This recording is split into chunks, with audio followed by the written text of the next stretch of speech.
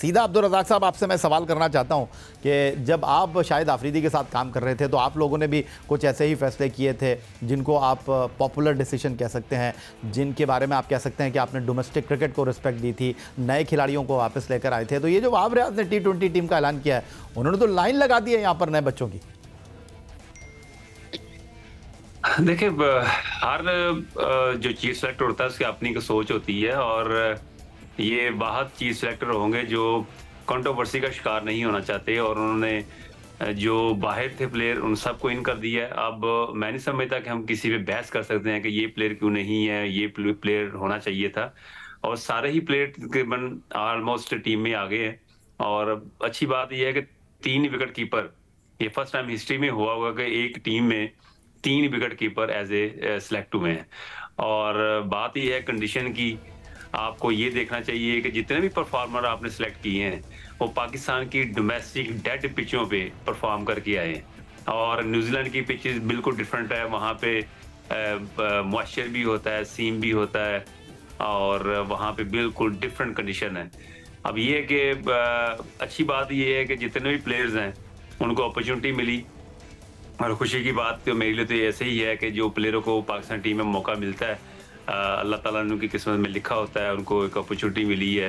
हम किसी को क्रिटिसाइज नहीं कर सकते, पर ये कि आपको चाहिए कि जो प्लेयरों को आपने बनाना है, पॉलिश करना है, अगर आपने सिर्फ और सिर्फ टूर्स करवाने हैं उसके बाद इनको ड्रॉप कर देना है तो ये अच्छा साइन नहीं होता, क्योंकि आपने टीम बिल्ड करनी है। टीम बिल्ड करने के लिए आपको याद होगा कि 92 में जो काली आंधी थी, जिसका कैरियर खराब करना होता था उसके खिलाफ आप खिला देते थे, जिनको आपने बचाना होता था उनको आप सिलेक्ट नहीं करते थे।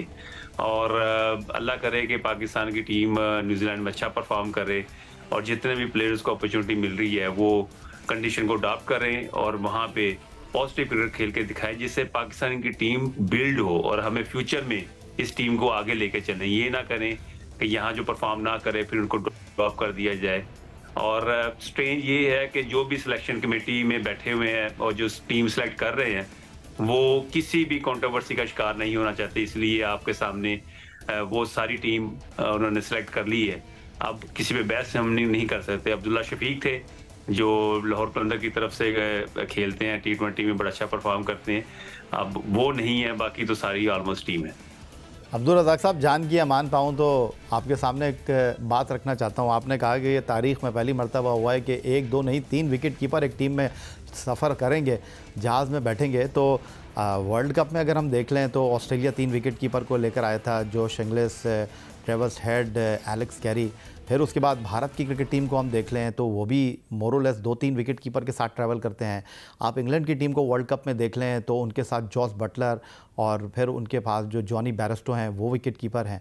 और मुख्तलिफ़ टीमें अब इस बात को नहीं सोचती, वो देखती हैं कि किस में कितना दम है। ये जो आपने टीम मुंतखब की है और न्यूजीलैंड की टीम के दौरे के लिए, इसमें जिन लोगों को आपने बतौर विकेट कीपर बैट्समैन चुना है वो ऐसे बैट्समैन हैं जो कि T20 क्रिकेट की रिक्वायरमेंट पूरी करते हैं। मैं शुरुआत कर देता हूं। आप साहबजादा फरहान को लेकर आए, 492 रन उन्होंने किए, लेकिन वो फ्लेक्सिबल हैं। वो कहते हैं मुझे आप मिडिल ऑर्डर में खिला दें, मैं फील्डिंग भी कर सकता हूं। आप हसीबुल्ला को लेकर आए हैं, आपने उनको खेलते हुए देखा है पाकिस्तान सुपर लीग में, बहुत ही कमाल खेलते हैं, चढ़कर खेलते हैं। फिर आपके पास तजुर्बेकार रिजवान तो है ही, उनके साथ जो है आज़म खान बनता था उनका। ठीक है, उनकी फ़िटनेस के ऊपर अपनी सवालात मौजूद हैं, लेकिन जिस तरह इस वक्त वो क्रिकेट खेल रहे हैं, T20 क्रिकेट को जिस तरह वो इस वक्त इंटरटेन कर रहे हैं, आपको नहीं लगता कि ये फैसले गलत नहीं है? देखिए, मैं फैसले गलत की बात नहीं कर रहा। मैंने तो ये कहा है कि आपने 11 की टीम जो खिलानी है वो क्या खिलानी है। अब ये कि आप अगर 3 विकेट कीपर को साथ जाएंगे तो डेफिनेटली अगर आप बैटिंग को इम्प्रूवमेंट की तरफ लेके करना चाह रहे हैं तो वो फिर आपकी सोच है। जैसे टेस्ट मैच में मैंने देखा है हमने कि टेस्ट मैच हो रहा है और टीम हमने वनडे की खिलाई हुई है और 10वें नंबर तक हमारी बैटिंग है। तो ये जो एक माइंडसेट है, अब मुझे नहीं लगता कि इसमें कितनी को बेहतरी आएगी, कितना को ये परफॉर्म कर सकेंगे। और टोटली हर बंदे की, जैसे मैंने कहा, अपनी सोच है, तो सोच के मुताबिक आप टीम प्लेयर को खिलाते हैं और उनको अपॉर्चुनिटी देते हैं। तो अब ये मुझे लग रहा है कि ये जो सिलेक्शन कमेटी है, जैसे पिछले 4-5 सालों से प्लेयर कुछ रुके हुए थे, अब इन्होंने ओपन कर दिया उनके लिए अब इनके लिए बड़ा इजी हो गया कि जो जिन पे क्रिटिसिज्म होता था कि इनको टीम में होना चाहिए था वो नहीं थे, तो अब वो हैं। तो अब अल्लाह करे कि अच्छा परफॉर्म करें। हम तो यही है, हमने क्रिटिसाइज नहीं करते किसी को, और ये हर प्लेयर का हक होता है पाकिस्तान टीम के लिए खेलना। अगर उनको अपॉर्चुनिटी मिली है तो जैसी इनकी सोच है, अल्लाह करे कि वैसा भी प्लेयर रिजल्ट दे। अच्छा, आपने कहा कि जो बाहर बैठे हुए थे उनके लिए दरवाजे खुल गए हैं, उनको रास्ता मिल गया है। आज़म खान को सेलेक्ट किया परफॉर्मेंस के ऊपर, लेकिन उनकी फ़िटनेस के मामलात अपनी जगह मौजूद हैं। और वहाब रियाज के सामने आज प्रेस कॉन्फ्रेंस में सहाफ़ी ने सवाल भी रखा, तो वहाब रियाज क्या बोले आज़म खान की फ़िटनेस को लेकर, ज़रा वो भी देख लेते हैं। पास्ट में हमारा ये ज़रूर है कि फ़िटनेस का लेवल होना चाहिए। इस पे हमारी आज़म खान से बात हुई है। We have given him a very clear message going forward कि we want to invest in you, but at the same time you have to respond as well. और ऑब्वियसली आप किसी से ये बिल्कुल नहीं एक्सपेक्ट कर सकते कि 10 दिनों में वो अपना 10-15 kg नीचे गिरा लेगा, बट देयर इज़ अ वे। अभी आज़म जो है वो जाएंगे टीम के साथ, और उसके बाद क्योंकि वी हैव सीन के PSL में, डोमेस्टिक में और ऑल ओवर द लीग्स उनकी जो परफॉर्मेंसेज रही हैं, he is a very impact player. और नंबर 6 पे जिस तरह हमने कहा कि हम सब, क्योंकि हम लोगों ने सबको ट्राई कर लिया हुआ है मोस्टली, तो हम लोग चाहते हैं कि हम आज़म को जो है वो एक चांस दें, एक मौका दें। And when he will be come back, तो उनकी जो फिटनेस गोल्स हैं उनको भी हम लोग खुद मैयर भी करेंगे, और इस सीरीज़ के बाद जो भी टाइम मिलेगा उस पर वो हम उनको अकेडमी भी बुलाएंगे। And he is already working hard in Karachi, और कम्युनिकेशन जो है वो बड़ी क्लियर है उसके साथ, तो इंशाल्लाह वो जो है वो उसमें भी आपको बेहतरी नज़र आएगी। एक बात तो अब्दुल रज़ाक साहब मैं आपकी मानता हूँ, बातें वही हैं, लेकिन घुमा फिरा के उनको प्रेजेंट किया जा रहा है। जिसको बाहर किया है हारिस को, कह रहे हैं कि जी उनको आराम कराया है। जिनको लाना था कह रहे हैं कि जी एक दिन में तो सब कुछ ठीक नहीं हो सकता।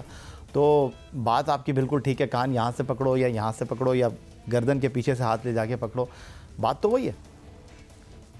डेफिनेटली देखें, अच्छी बात यह है कि आप पोटेंशियल वाइज भी कुछ देख रहे हैं। जैसे कि आजम खान पहले वर्ल्ड कप की टीम में सेलेक्ट हुए थे, और पोटेंशियल वाइज, परफॉर्मेंस वाइज उन्होंने परफॉर्मेंस दिया था, तो वो उनको फिटनेस की वजह से बाहर निकाल दिया गया था। तो ये बहुत गलत है, और ये मैं नहीं समझता कि इस तरह की चीज़ होनी चाहिए थी। वो अभी यंग है, ठीक है, फिटनेस के मसाइल जैसे भी है, पर उनकी बैटिंग और कीपिंग, हमें इन दोनों चीजों में कहीं नजर नहीं आता कि उनकी फिटनेस की वजह से कोई बॉल ड्रॉप कर रहे हैं। लेकिन मुझे ये भी बता दीजिए कि हसीबुल्लाह तो विकेट कीपिंग नहीं कर देंगे, फिर भी खेल लेंगे। साहबजादा फरहान नहीं खेलेंगे, फिर भी खेल लेंगे। आप अगर जो है वो आजम को विकेट कीपिंग नहीं कराते तो फील्डिंग में कहाँ छुपाएंगे उनको? देखें, ये तो हमारी सोच ही नहीं है। हम इस पे क्यों अपना दिमाग खर्च करें? ये तो जिन्होंने सिलेक्ट किया है उनको पता होना चाहिए कि किस माइंड पे वो प्लेयरों को लेके चल रहे हैं। आपने टीम बनानी है या आपने प्लेयरों को सिर्फ मौके देने हैं, ये दो चीजें हैं। तो आपको क्या लग रहा है वैसे? आपको क्या लग रहा है वैसे?